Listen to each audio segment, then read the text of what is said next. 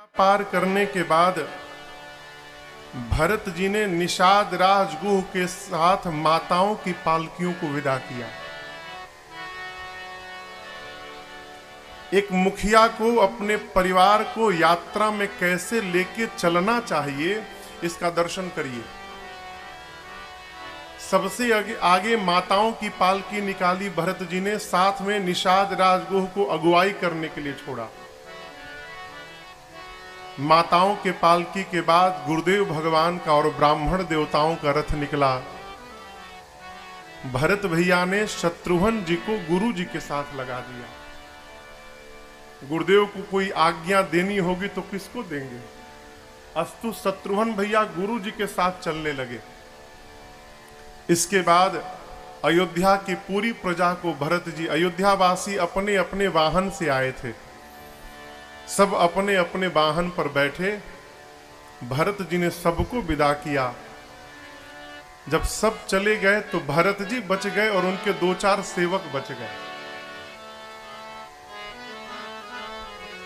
भरत जी सबको भेजने के बाद यहां दर्शन करिए। बाबा कहते हैं भरत जी न रथ पर बैठे, न हाथी पर बैठे, न अश्व पर बैठे। कैसे गए? गवने भरत पया देहि पाए, कोतल संग जाहि डोरिया। भरत भैया के अश्व का नाम है कोतल। भरत जी का जो अपना अश्व था घोड़ा, उस घोड़े का नाम था कोतल। सबको भेजने के बाद भरत जी कोतल की लगाम को पकड़े और पैदल पैदल भरत जी चलना प्रारंभ किए। क्यों? देखिए, हमारे पूज्य महाराज श्री कहा करते थे, बेटा श्रेष्ठ संस्कार वही है जो श्रेष्ठ की अनुपस्थिति को भी उपस्थिति मानकर रहे। इसको समझिएगा। पिताजी घर में है तो हम शांत बने रहेंगे, पिताजी बाहर गए तो हम अपने रंग में आ गए, ये जीवन नहीं है। जीवन क्या है? जो पिता की अनुपस्थिति को भी उपस्थिति मानकर और शांत बना रहे, ये श्रेष्ठ जीवन का लक्षण है। भरत भैया राम जी की अनुपस्थिति को भी उपस्थिति मानते हैं। यही भरत जी का चरित्र है। हाथ में कोतल की डोरी को पकड़ के भरत जी पैदल पैदल चलना प्रारंभ किए। यहां पर भरत जी के सेवकों को गोस्वामी तुलसीदास जी ने सुसेवक कहा। कहा ही सुसेवक बारही बारा। सुसेवक क्यों कहा? सेवक रहते तो एक बार बोलकर चुप हो जाते।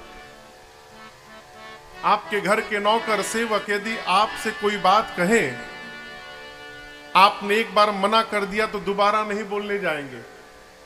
लेकिन भरत जी के सेवक बार बार कहते हैं, क्या? होई अनाथ अश्व असवारा। प्रभु आप अश्व पर बैठ जाइए। भरत जी कहते हैं, देखो अयोध्या से चलते समय मां के कहने पर इसलिए मैं रथ पर बैठा क्योंकि मैं जानता था कि मेरे भैया भी अयोध्या से श्रृंगवेरपुर तक रथ पर बैठकर आए थे। परंतु गंगा पार करने के बाद राम जी रथ पर अश्व पर बैठकर नहीं गए हैं। भैया यहां से पैदल पैदल गए हैं। और सेवक को जीवन में कभी भी अपने स्वामी की बराबरी नहीं करनी चाहिए। यही एक मान है। भरत जी कहते हैं, यदि मेरे भैया यहां से पैदल पैदल गए हैं तो भरत आज अपराध कर रहा है। मैं भी पैदल चल रहा हूं और मैं अपने भैया की बराबरी कर रहा हूं। मेरे लिए उचित है सिर भरी जाऊं उचित अस मोरा, सब ते से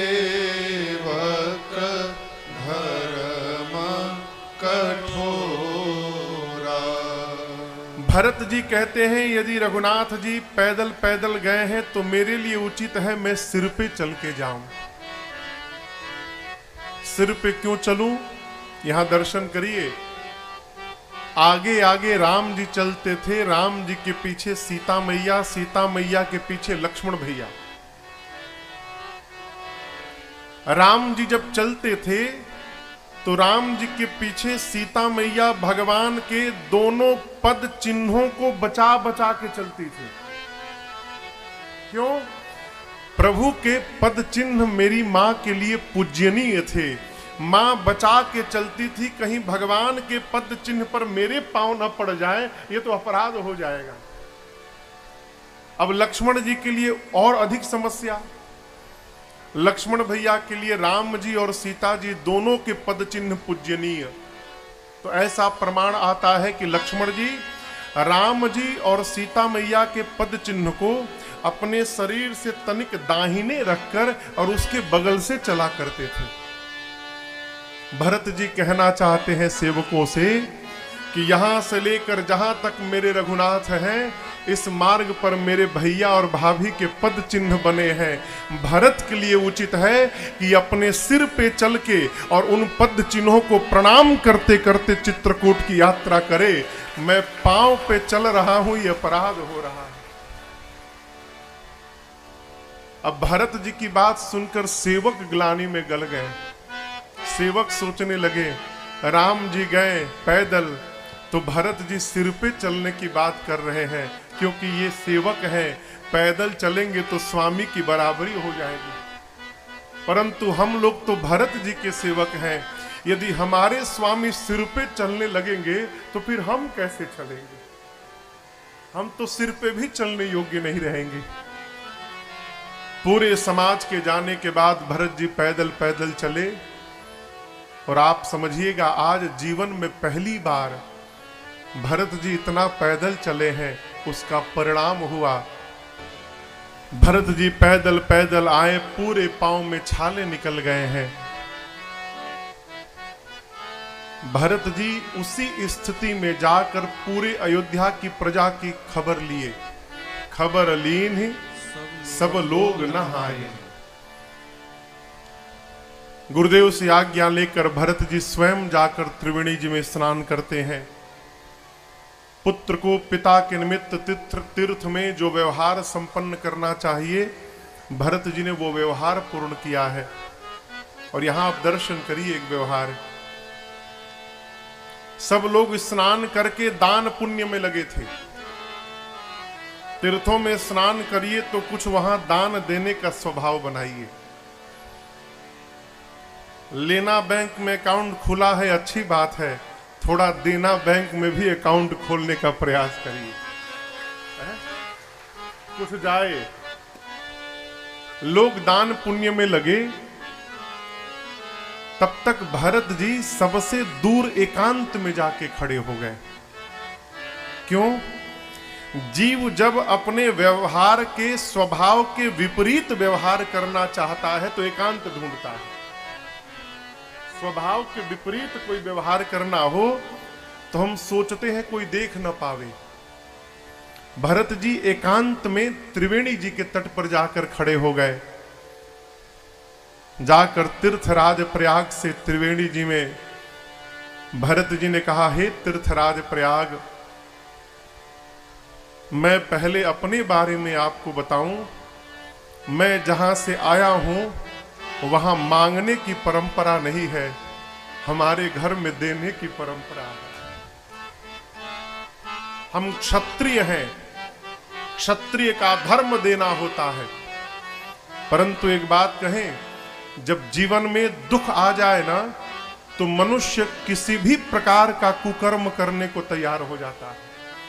आरत का न करई कुकर्म। इसी भाव से आज मैं आपके सन्मुख खड़ा हूं प्रयाग जी।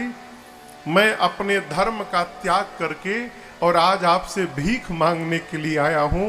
मुझे पता है कि आप जीव के समस्त मनोकामनाओं को पूर्ण करने की शक्ति रखते हैं। मांगू भीख त्यागी निज धर्मो आरत काह न करई कुकर्म। जैसे भरत जी की वाणी प्रयाग ने सुना, तीर्थराज प्रयाग ने कहा भरत जी मांगिए, जो मांगना है मांगिए। मेरे भंडार में चारों पदार्थ है, चारि पदार्थ भरा मेरे पास अर्थ भी है, धर्म भी है, काम भी है, मोक्ष भी है, जो मांगिएगा दूंगा। क्या चाहिए? भरत जी ने कहा अर्थ का नाम मत लीजिएगा, इसी अर्थ ने मेरे घर में अनर्थ कर डाला। देखिए जीवन में अर्थ बहुत आवश्यक है माई बाप, लेकिन उतना अर्थ भी नहीं होना चाहिए कि घर में अनर्थ प्रारंभ हो जाए। अनर्थ का प्रारंभ ही अर्थ के अतिरेक से होता है। भरत जी कहते हैं मैं अर्थ लेने नहीं आया हूं, इस अर्थ ने अनर्थ कर दिया। मैं धर्म मांगने नहीं आया हूं। धर्म बचाते बचाते पिताजी देवलोक चले गए और धर्म बचाते भैया वन में चले आए। इसी धर्म ने तो मुझे पिताजी और भैया से दूर कर दिया। मैं धर्म लेने नहीं आया हूं। कैकेयी ने कामना की कि उसका बेटा राजा बनेगा, आज आपके सामने भिखारी बन के खड़ा है। मैं काम लेने नहीं आया हूं और मैं सगुण उपासक हूं। सगुण उपासना करने वाला जीवन में कभी मोक्ष की कल्पना भी नहीं करता है। देखिए आप सब काशी के वासी हैं, भूल कर भी मोक्ष लेने की कल्पना मत करिएगा। भगवान विश्वनाथ से यही कहिएगा प्रभु जब इस जीवन का लीला संपन्न हो तो बुलाइएगा और फिर से काशी में भेजिएगा कि आकर आपका दर्शन होता रहे और अभिषेक होता रहे। और वहां रुकने का काम नहीं है, आना है फिर से। भरत जी कहते हैं सगुण उपासक हूं, मुझे मोक्ष नहीं चाहिए। तीर्थराज प्रयाग के पास देने के लिए यही है, और जो उनके पास है भरत जी को उनमें से कुछ नहीं चाहिए। अब प्रयाग चिंता में पड़ गए कि मेरे पास जो है वो भरत जी को चाहिए ही नहीं, तो अब भरत जी मांगेंगे तो मैं दूंगा कहां से, कैसे दे पाऊंगा। श्री तीर्थराज प्रयाग से कहते हैं हे प्रयाग जी मुझे अर्थ नहीं चाहिए, मुझे धर्म नहीं चाहिए, मैं कामनाओं की पूर्ति के लिए नहीं आया हूं, न मैं मोक्ष मांगने आया हूं। आप एक आशीर्वाद दीजिए, जब जब भरत जन्म लेता रहे तब तब मेरे भैया राम के चरणों के प्रति मेरा प्रेम बढ़ता जाए, इसके अलावा हमें आपसे कुछ नहीं चाहिए। यहां दर्शन करिए, भरत जी भगवान को लाने के लिए जा रहे हैं। ये भी जानते हैं कि तीर्थराज प्रयाग से जो मांगा जाएगा वो पूर्ण होगा। भरत जी चाहते तो ये भी मांग सकते थे, हे प्रयाग जी आप एक आशीर्वाद दीजिए, मैं भैया को बुलाने जाऊं तो भैया मेरे साथ वापस चले आए। मांग सकते थे ना, क्यों नहीं मांगा? जीवन में हमको ऐसा कोई भी व्यवहार नहीं करना चाहिए माई बाप जिसके कारण हमारे श्रेष्ठ को संकोच होने लगे। यदि हमारे पिताजी को, हमारे सदगुरु को हमसे कुछ कहने के पहले सोचना पड़ रहा है तो हमको अपने बारे में सोचना चाहिए कि हमारे में ऐसी कोई कमी है कि आज कुछ कहने के लिए इनको सोचना पड़ रहा है। श्रेष्ठ को कभी सोच में नहीं डालना चाहिए। अस्तु भरत जी ये नहीं कहे कि भैया वापस चले आए, क्या कहा? जन्म जन्मांतर प्रभु के चरणों के प्रति प्रेम बढ़ता रहे, इसके अलावा हमें कुछ नहीं चाहिए। अब इसके आगे की बात और अद्भुत। हम किसी को प्रेम करते हैं तो बतासे से पीछे नहीं हटते। जब सामने वाला नहीं समझ पाता है तो ये भी कहते हैं भाई साहब आप समझ नहीं पा रहे हैं हम आपको कितना प्रेम करते हैं। और याद रखिएगा जहां बताया जा रहा है वहां प्रेम है ही नहीं, जहां होता है वहां बताने की आवश्यकता नहीं होती है। भरत जी कहते हैं प्रयाग जी मैं भैया को प्रेम करूं लेकिन इस बात की भनक मेरे भैया को ना चल पाए। है वो क्या समझे मुझे, जान ही राम कुटिल करी मोही लोग कहूं गुर साहिब द्रोही। भरत जी कहते हैं मेरे भैया मुझे कुटिल समझे, लोग मुझे गुरु और स्वामी का द्रोही समझे। कोई कुछ भी कहे लेकिन मैं तो एक ही बात कहूंगा, सीताराम चरण रति मोरे अनुदीन बढ़ाऊं अनुग्रह तोरे सीताराम। भरत जी कहते हैं भैया और मां जानकी के चरणों के प्रति मेरा प्रेम दिन रात बढ़ता जाए, इसके अलावा हमें आपसे कुछ नहीं चाहिए। भरत जी की बात सुनकर त्रिवेणी जी के मध्य से आवाज निकली। देखिए त्रिवेणी जी में गंगा जी, यमुना जी और सरस्वती जी हैं प्रयाग में। वहां पर जाइएगा तो गंगा जी और यमुना जी प्रत्यक्ष है, परंतु सरस्वती जी दिखाई नहीं पड़ती। कहां है? जब आप बद्रीनाथ जाइएगा भैया, वहां सरस्वती जी की धारा दिखती है। वेदव्यास जी वहां रचना कर रहे थे ग्रंथ का, तो सरस्वती जी के धारा के शोर से वेदव्यास जी को लिखने में कष्ट हो रहा था, तो वहीं पर उन्होंने सरस्वती जी को पाताल में भेज दिया। तो सरस्वती जी नीचे जाती तो दिखती हैं, लेकिन जाने के बाद कहां निकली पता नहीं चला। तो ऐसी मान्यता है कि यहां गंगा जी यहां से है, यहां से तनिक उसको और साइड करिए, इसको ऊपर कर दीजिए, इसको ऊपर कर दीजिए,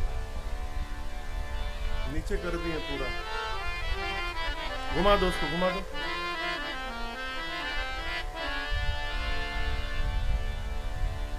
घुमा दो उधर।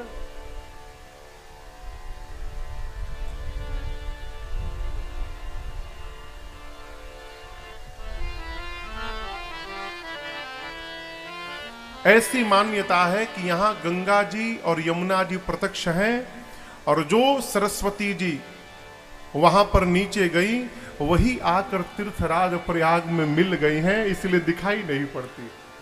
ने भरत जी को साधु की उपमा दी, तात भरत तुम सब विधि साधु। जीवन में एक बात सदैव स्मरण में रखिएगा। मैं प्रारंभिक दौर की बात बताऊं, जब मैंने कथा प्रारंभ की तो लोग प्रशंसा करते थे, तो सुन के बहुत अच्छा लगता था भैया। तो जैसे कोई प्रशंसा करे तो मैं रात्रि में पूज्य महाराज श्री को फोन करके बताता था कि सरकार अमुक व्यक्ति ऐसा ऐसा बोल रहे थे। तो महाराज श्री उस समय तो नहीं बोलते, उस समय कहते थे बहुत बढ़िया बहुत बढ़िया, परंतु 2-3 दिन बाद कहते थे कि राजन उस दिन तुम ये बात कह रहे थे, परंतु बेटा एक बात जीवन में सदैव स्मरण में रखना, क्या कहा जा रहा है इस पर ध्यान मत देना, कौन कह रहा है इस पर ध्यान देना। कहने वाला कौन है, कहने वाले की कितनी प्रामाणिकता है। यहां भरत जी को साधु किसने कहा, तो स्वयं सरस्वती मैया ने कहा, तात भरत तुम सब विधि साधु। आप मनसा साधु हैं, आप वचसा साधु हैं, आप अपने व्यवहार से भी साधु हैं। आप राम जी के चरणों में अगाध अनुराग रखते हैं। और मैं तो कहती हूँ, राम जी जितना आपको प्रेम करते हैं, भरत जी उतना किसी को प्रेम नहीं करते हैं। भरत जी सुनकर आनंद में आए। पूरे समाज के साथ वेणी माधव जी का पूजन भया, अक्षय वट की परिक्रमा लगी और अब भरद्वाज ऋषि के आश्रम में आकर बैठे हैं। भरत जी पूरे समाज के साथ बैठे हैं, सिर नीचे झुका हुआ है, मारे संकोच और ग्लानि में डूबे हैं। किस बात के लिए? यदि भरद्वाज जी पूछ दे कि भरत जी समाज को लेकर कहां जा रहे हैं, तो मैं क्या कहूंगा कि मेरी मां ने भैया को वन में भेज दिया। भरत जी को इस ग्लानि में देखकर स्वयं भरद्वाज ही बोल पड़े। बोले, भरत जी तुम गलानि जिय जनी करहु, समुझि मातु कर तू, तात कह कही दोष नहीं, गई गिरा मति धूल।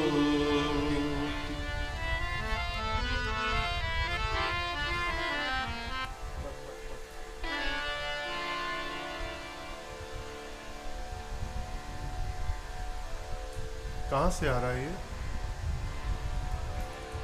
यहां से नहीं है।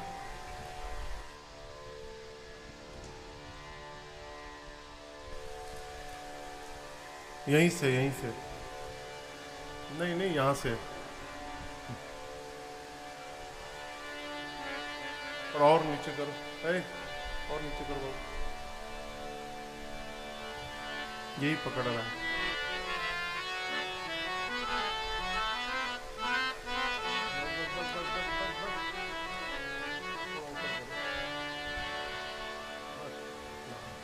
श्री राम। भरद्वाज जी ने कहा, भरत भैया आप मन में अपनी मां के व्यवहार का स्मरण करके ग्लानि मत करिए।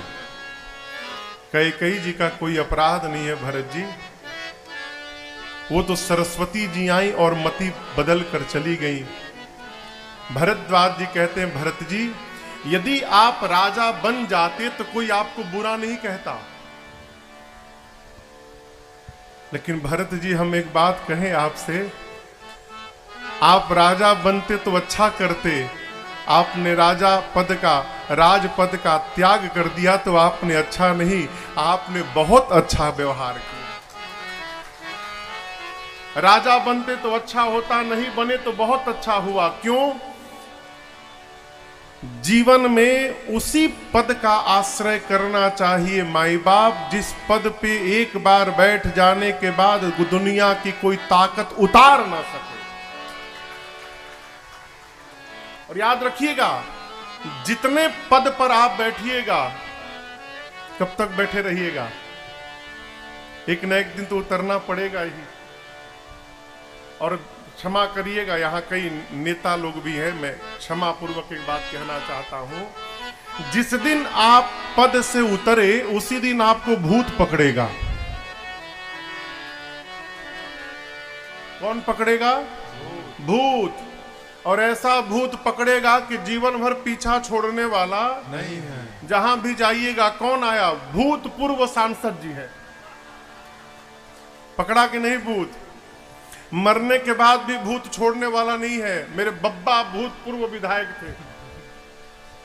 तो ऐसा काम ही क्यों करना कि भूत पकड़ ले हो। भगवान का भक्त भूतपूर्व नहीं होता, भगवान का भक्त अभूतपूर्व होता है। एक बार भगवत पद का आश्रय मिल जाए फिर उतरने का काम नहीं है। अस्तु भरत जी ने रघुनाथ जी के पद का आश्रय किया। भरद्वाज ऋषि ने भरत भैया की खूब प्रशंसा की है। रात्रि में भरत भैया पूरे समाज के साथ प्रयाग में रहे। प्रातः काल भरद्वाज जी से विदा लेकर चले हैं। भरत जी के भावावेश को देखकर देवताओं के राजा इंद्र डर गए।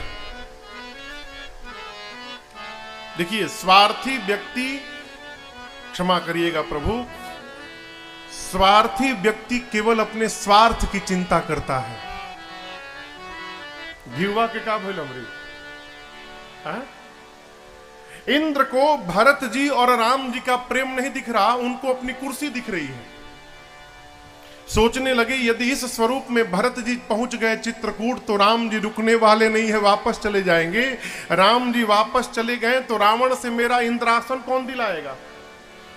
तो इंद्र पहुंचे अपने गुरुदेव भगवान बृहस्पति के पास, जाकर कहे गुरुजी आप ऐसा कुछ करिए कि राम जी और भरत जी का भेंट न होने पाए। बृहस्पति बोले इंद्र, 1000 नेत्र होने के बाद भी अंधे बने हो? सावधान, मायापति सेवक सन माया करई त उलटी परई सुर राया। इंद्र, यदि आपने भगवान के भक्त के साथ माया रची तो सावधान, वो माया पलट के आपके ऊपर चढ़ जाएगी। भगवान के प्रति अपराध किया, हो सकता है भगवान क्षमा कर दें, परंतु इंद्र यदि आपने भगवान के भक्त के प्रति अपराध कर दिया तो राम जी के क्रोध रूपी अग्नि से आपको कोई बचाने वाला नहीं मिलेगा। सावधान होइए। आप क्या समझते हैं भरत जी राम जी से मिलने जा रहे हैं? यह एक व्यवहार समझिएगा, जिस व्यक्ति से मिलना होता है ना, हम उसकी नाम को पुकारते हैं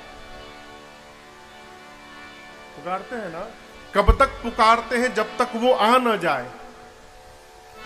देवगुरु बृहस्पति कहते हैं कि पूरा संसार राम राम जपता है और आपको पता नहीं इंद्र, राम जी चित्रकूट में बैठकर दिन रात भरत भरत जप रहे हैं, भरत जी को पुकार रहे हैं, इसलिए भरत जी जा रहे हैं। मेरी मानिए, अब भी समय है, भरत जी के चरणों में प्रणिपात होइए। देवराज इंद्र देवताओं के साथ भरत जी के चरणों में वहीं से दंडवत करते हैं।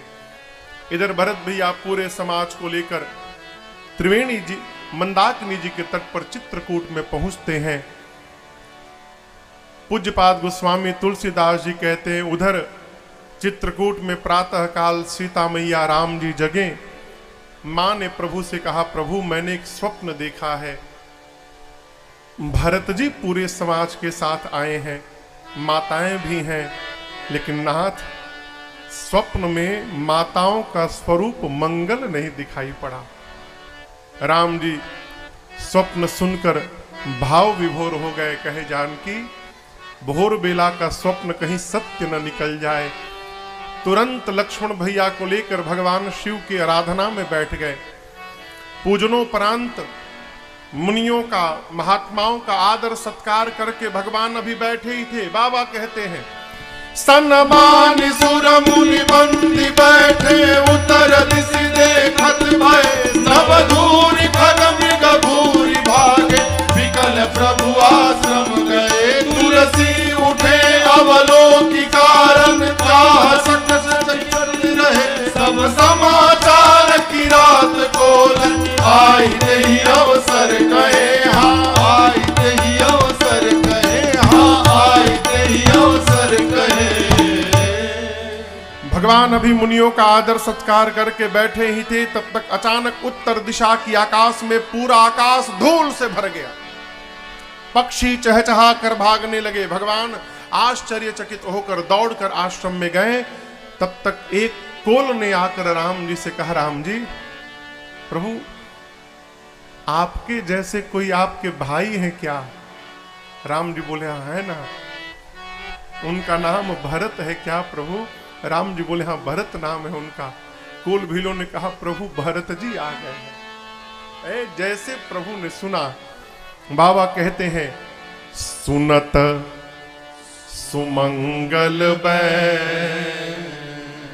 मन प्रमोद तन पुलक भर, शरद सरोरुह नैन तुलसी भरे स्नेह जल। जैसे भगवान सुने भगवान के शरीर के एक एक रोम पुलकित हो गए, नेत्र सजल हो गया। भगवान इतने आनंद में आए हो कि मेरा भरत आ गया। लेकिन आपसे कहूं, ठीक अगले क्षण भगवान उदास हो गए। उदास क्यों हो गए? कारण कवाना भरत आगम। भगवान सोचने लगे, भरत जी क्यों आ गए?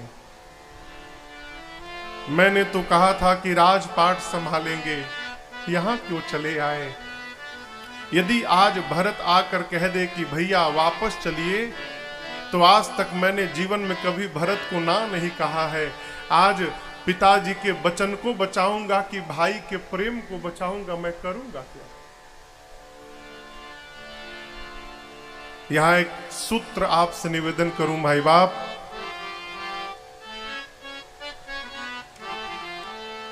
जीवन में जिसके साथ यात्रा करनी है, जिसके साथ पूरा जीवन का निर्वाह करना है, सबसे पहले उसके स्वभाव को समझने का प्रयास करिए।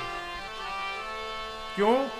एक बार स्वभाव जब समझ में आ जाए ना, तो फिर व्यवहार करने में कठिनाई नहीं होती।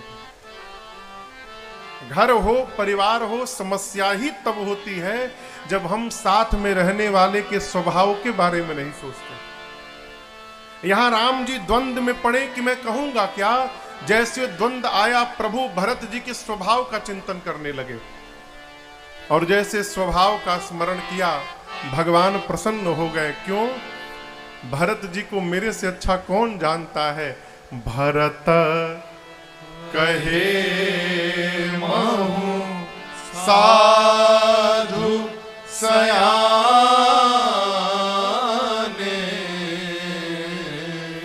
भरत जी का स्वभाव है कि भरत जी राम जी के कहने में रहते हैं। घर परिवार में यदि कोई आप जितना सोचें उतना ही व्यवहार कर रहा है, तो आप अपने को सौभाग्यशाली समझिएगा। भरत जी जीवन में उतना ही करते हैं जितना प्रभु श्री राम कहते हैं उनको। राम जी कहते हैं, मेरे भाई भरत साधु हैं, सज्जन हैं, आने दो। कल भी भरत वही करेंगे जो उनके भैया राम कहेंगे। भरत जी के आने में कोई भय नहीं है। भगवान आनंद में आ गए। देखिए, दो प्रकार के, मैं आपसे एक बात निवेदन करूं यहां पर, दो प्रकार के व्यक्ति जिस मनुष्य के साथ लगे हुए हैं, उस मनुष्य को अपने जीवन के लक्ष्य को प्राप्त करने से दुनिया की कोई ताकत नहीं रोक सकती। दो प्रकार के लोग। ये कौन? पहला व्यक्ति वो जो आपके लिए किसी हद तक जाने को तैयार हो जाए, बिना आपसे पूछे। आपके मान पर यदि कोई बात आ जाए तो अपना सर्वस्व लुटाने के लिए प्रस्तुत हो जाए। पहला व्यक्ति वो। और दूसरा वो, आप जितना सोचें उतना वो उसका व्यवहार में दर्शाए। इस प्रकार के व्यक्ति जिसके पास है, उसको लक्ष्य प्राप्त करने से कोई रोक नहीं सकता। और मेरे राम जी के पास ये दोनों हैं। लक्ष्मण भैया जब भगवान के मान की बात आती है तो पूछते भी नहीं है, टूट पड़ते हैं। विदेहराज जनक जी महाराज को जनक बोल पड़े। जनक जी ने केवल एक शब्दावली का प्रयोग किया कि धरती पर कोई वीर नहीं है। लक्ष्मण जी नहीं पूछे भैया बोले कि ना बोले, जाके ललकार दिए। और दूसरे भरत जी हैं, जितना राम जी सोचते हैं उतना भरत भैया करते हैं। यहां दर्शन करिए, भगवान के चेहरे पर चिंता की लकीरों को देखकर लक्ष्मण जी की भुजाएं फड़क उठी। सुने कि भरत सेना लेकर आया है, निकाल लिए धनुष बाण, मार दूंगा भरत को। यहां वन में एकांत में अकेला जानकर भैया से युद्ध करने आ गया। आज यदि ब्रह्मा और शंकर भी सहायता करने उतर जाएं तो भरत के बाण से, लक्ष्मण के बाण से भरत और शत्रुघ्न को कोई बचा नहीं सकता। गर्जे लक्ष्मण जी। लक्ष्मण जी की गर्जना सुनकर आकाशवाणी भई। आकाशवाणी ने लक्ष्मण जी की प्रशंसा की और उसके बाद धीरे से कहा, लक्ष्मण जी, बुद्धिमान व्यक्ति कोई भी व्यवहार करने से पहले 100 बार विचार करता है। आवेश में आकर व्यवहार कर जाए और बाद में पश्चाताप करे, ये बुद्धिमान व्यक्ति के लक्षण नहीं होते हैं। राम जी के लिए कितनी दुविधा आप सोचिए। प्रभु को लक्ष्मण जी का भी मान बचाना है, भरत भैया का भी मान बचाना है। लक्ष्मण जी के आवेश को सुनकर राम जी उन पर क्रोधित नहीं भय। राम जी बोले, बहुत सुंदर कहा भैया आपने, अद्भुत कहा लक्ष्मण जी आपने। संसार में सबसे कठिन मद राज मद है, लेकिन लक्ष्मण आप कह रहे हो अयोध्या की सत्ता प्राप्त करके भरत को मद हो गया है। मैं कहता हूं लक्ष्मण, मेरे भाई को ब्रह्मा, विष्णु और महेश की भी सत्ता यदि प्राप्त हो जाए, उसके बाद भी मेरे भरत को अभिमान होने वाला नहीं है। ये विश्वास रघुनाथ जी का। प्रभु के विश्वास को देखकर लक्ष्मण जी ग्लानि में आ गए। मैं कहां से भरत भैया पर कठोर वचनों का प्रयोग करने लगा। इधर प्रातः काल भरत जी गुरुदेव भगवान से, माताओं से अनुमति लेकर स्वयं पहले राम जी से मिलने आते हैं। निषाद राजगुह के साथ शत्रुघ्न भैया साथ में है। निषाद राजगुह अगुवाई करके भरत जी को राम जी के कुटिया के सामने लाके खड़ा किए। कुटिया के भीतर बरगद का वृक्ष था, जिसके चबूतरे पर रघुनाथ जी और सीता मैया बैठे हैं। चबूतरे के नीचे हाथ जोड़कर लक्ष्मण जी बैठे हैं। राम जी ने लक्ष्मण जी से कुछ प्रश्न किया है। लक्ष्मण भैया बैठकर उस प्रश्न का उत्तर दे रहे हैं। द्वार पर भरत जी आए हैं। निषाद जी ने कहा, भरत जी वो आपके भैया बैठे हैं, भीतर चले जाइए। भरत जी बोले, मैं भीतर नहीं जाऊंगा। क्यों? ये पापी मुख अब दिखाने लायक नहीं रहा। गोस्वामी तुलसीदास जी कहते हैं, उसी द्वार पर आप किसी लाठी को, लाठी देखे है ना, किसी लाठी को ऐसे खड़ा करके छोड़ दीजिए और वो लाठी जैसे खड़े खड़े गिर जाती है धरती पर। भरत जी भगवान की कुटिया के द्वार पर अपने दोनों भुजाओं को ऊपर किए और खड़े खड़े गिर पड़े और गिरकर जोर से बोले, भरत भैया, पाहिनाथ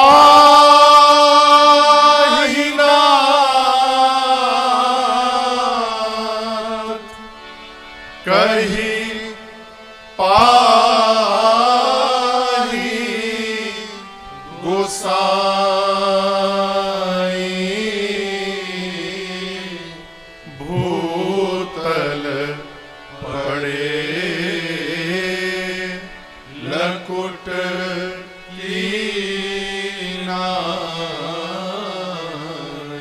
भरत जी बोले, पाहिनाथ पाहिनाथ मेरी रक्षा करिए प्रभु। ऐसा कह के भरत जी गिर पड़े। यहां दर्शन करिए, भरत जी का ये आर्त पुकार लक्ष्मण भैया के कानों तक पहुंचा। यदि लक्ष्मण जी सुन सकते हैं तो क्या रघुनाथ जी नहीं सुन सकते हैं? लेकिन राम जी सुन के भी अनसुना कर दिए।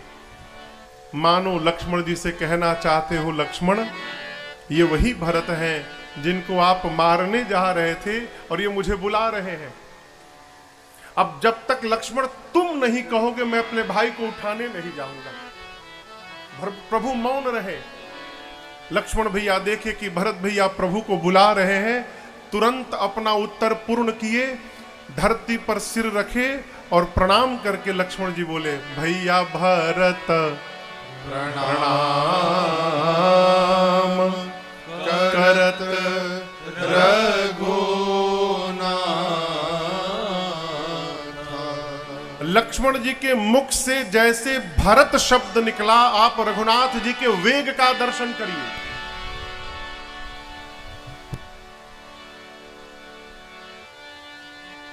ये कोई सामग्री है, इस पर ये सामान रखा हुआ है। यदि इस सामग्री को वेग से हटाया जाए तो ये सामान यहीं गिर जाएगा।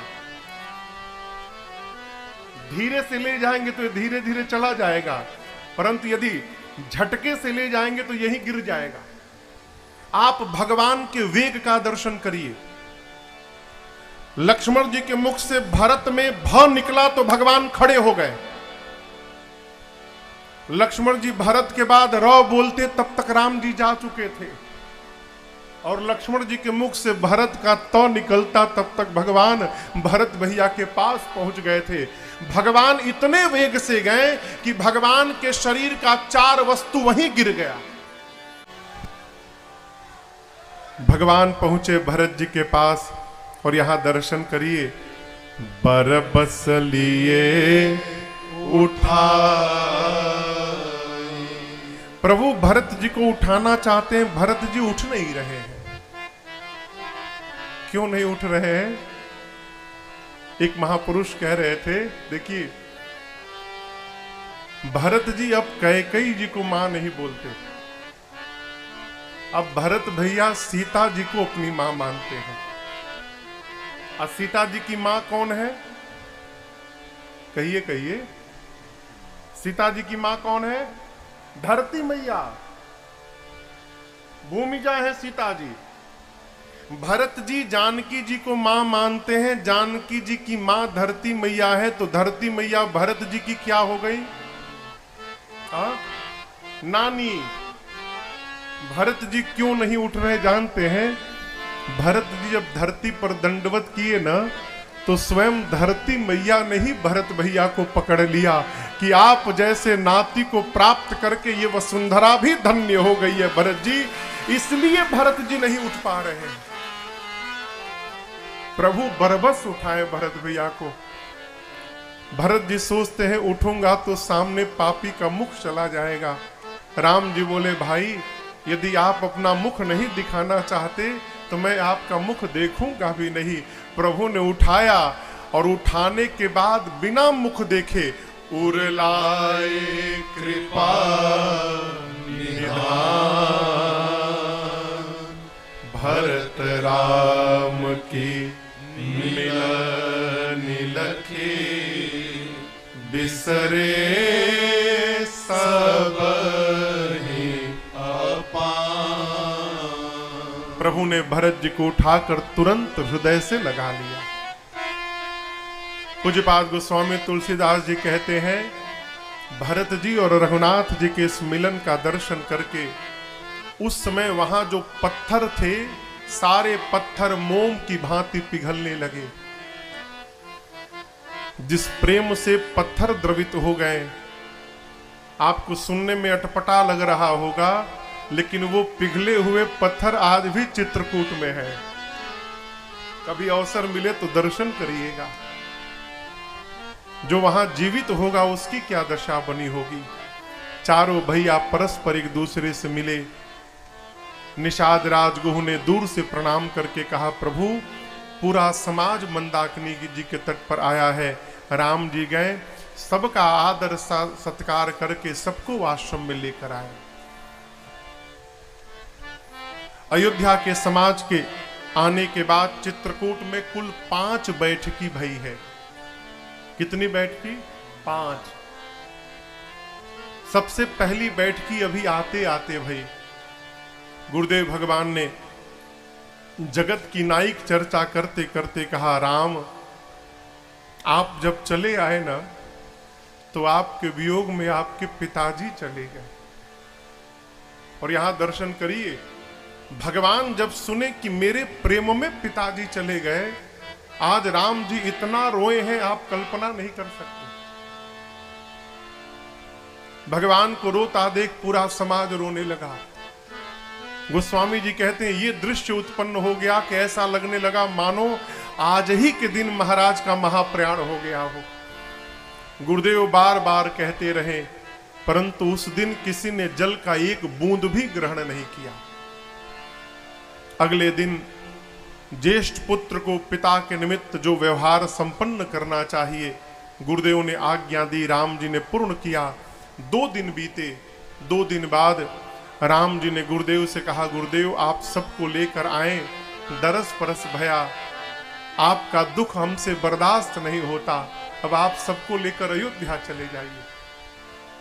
गुरु जी बोले, राम जीवन का दुख ही प्रारंभ तब होता है जब आपसे दूरी हो जाती है। आपका मिलन ही जीवन का सुख है, आपका वियोग ही दुख है। हम तो कहते हैं राम कुछ दिन और रहने दीजिए। राम जी ने कहा जो आज्ञा गुरुदेव। अब दूसरी बैठकी भई। दूसरी बैठकी में याद रखिएगा, राम लक्ष्मण सीता जी नहीं है। अयोध्या से जितने लोग आए थे उतने लोग ही हैं बस। आपस में बैठे। भरत जी को गुरुदेव भगवान वशिष्ठ जी ने बगल में बिठाया और गुरु जी ने सबसे पहले अपनी बात रखी। और बात में भी क्या रखी, गुरु जी यहीं से प्रारंभ भय, धारा मधुरी न भानुकुल भानु, कौन राजा राम स्वबस भगवानु। गुरुदेव ने पहले वाक्य में ही कहा कि राम जीव नहीं है, राम भगवान है। और राम वन में रहे चाहे राम अयोध्या में रहे, राजा कौन है तो राजा राम। गुरुदेव ने अपनी बात स्पष्ट कर दी। ब्रह्मा विष्णु महेश दिगपाल सूर्य चंद्रमा अरुण वरुण कुबेर पवन पावक सब राम जी की आज्ञा का पालन करते हैं। गुरुदेव ने कहा क्योंकि राम जी भगवान है। यदि कोई वशिष्ठ से पूछे कि क्या उचित है तो मेरे अनुसार हम लोगों को भी राम जी की ही आज्ञा का पालन करना चाहिए, ये उचित है। अब आप लोग कहिए कि क्या किया जाए। मेरे अनुसार तो राम जी का राखे राम रजाई रुख हम सब कर हित होई, ये मेरे अनुसार है। अब आप लोग कहिए। भरत जी खड़े होकर कहे, गुरुदेव आज तक मेरे घर की विपत्ति का आपने संभाल किया है और आज हम इस पापी से उपाय पूछ रहे हैं। आप कहिए गुरु जी क्या किया जाए। गुरुदेव ने कहा, भरत बेटा बुद्धिमान उसे ही कहते हैं जो देखे सर्वस्व समाप्त हो रहा हो तो आधे में संतोष कर ले। अगर पूरा बचाने जाएगा तो जो आधा बच रहा था वो भी डूब जाएगा। भरत जी बोले, गुरुदेव आपकी ये बात मुझे समझ में नहीं आई। गुरु जी बोले, भरत एक उपाय है राम लक्ष्मण सीता को वापस ले जाने